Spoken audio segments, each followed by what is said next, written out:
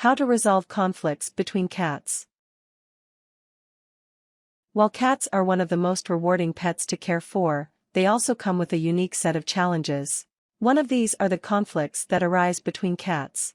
However, by creating a proper environment, managing your cat's behavior, and being a good caretaker, you'll help resolve conflicts between your cats. In the end, your home will be a much more relaxed place and will be free from conflict. Part 1: Creating a proper environment. 1. Make sure your cats have space. Before taking any other steps to resolve conflict, assess the amount of space your cats have. As relatively solitary and territorial creatures, cats need a decent amount of space. Without the proper amount of space, your cats are more likely to come into conflict. If 2 or more cats are confined to one bedroom for large amounts of time, they might come into conflict.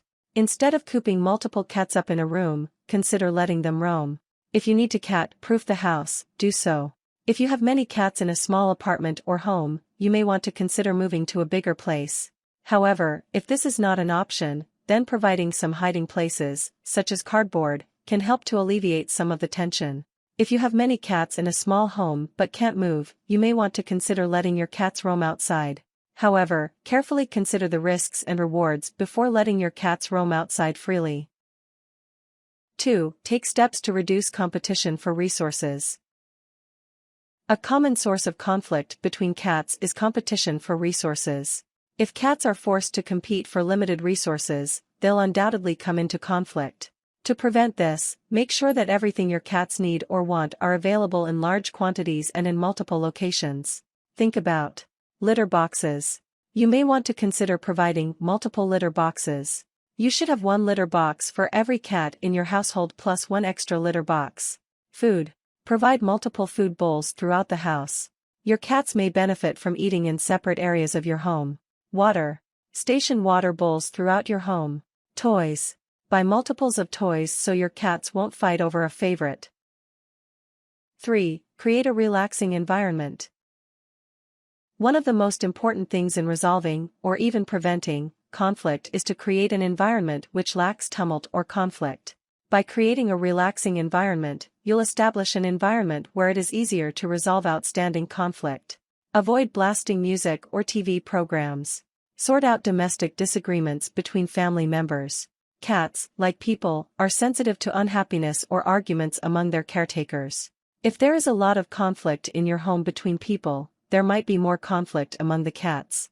Discourage small children from chasing your cats around. In addition, don't stress your cats out by forcing them to spend time on your lap or next to you. Let them come to you when they want to be a lap cat. 4. Provide alternative paths through your home.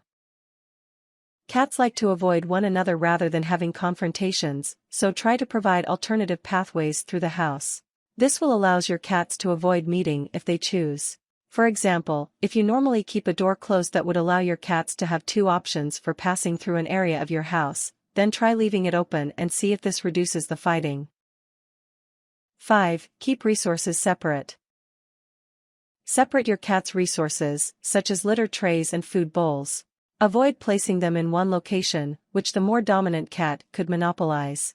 Try placing 2 or more food and water dishes in separate locations of your home, and spread the litter boxes out in your home as well. Part 2: Managing behavior. 1. Introduce your cats with scent handshakes. This will help your cats to feel less threatened when they meet. This is normally something that you would do when bringing a new cat into your home, but you can also use a scent handshake for your existing cats. Start by separating the cats, such as by putting them into separate rooms. Then, after a day or 2 of separation, swap their bedding so that they can get used to each other's smells. 2. Don't punish your cats for fighting. An important way to manage your cat's behavior is to not punish them for their conflict. Ultimately, if you scold or punish your cat, you'll reinforce the negative associations that your cats have with each other. Make sure to not yell at them for fighting.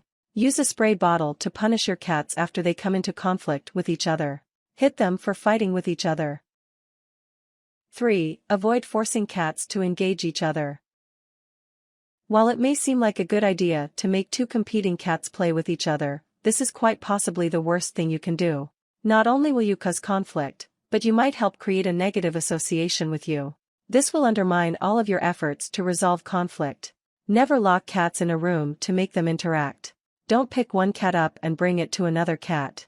Instead, coax the cats into coming to you at the same time. This way, they'll be able to see that the other cat is approaching or is present, and they'll have the ability to run away if they want. 4. Reward cats for coming together. The best way to manage your cat's behavior is to reward them for positive interactions. By rewarding your cats for positive interactions, you'll help them build healthy associations with each other. Give your cats treats when they are around with each other without conflict. Verbally reinforce positive behavior by saying good kitties or good cats. Avoid invoking jealousy among your cats by petting one or the other when they are interacting. This could cause more conflict. Instead, offer them treats at the same time. 5. Supervise interactions until conflict is resolved. One of the most helpful things to do is to supervise all interactions until the cats have resolved their conflict. You'll probably find that by refereeing your cat's actions, you'll help them establish more cordial relations. Instead of forcing cats together, allow your cats to voluntarily enter into a relatively neutral area so that they can interact.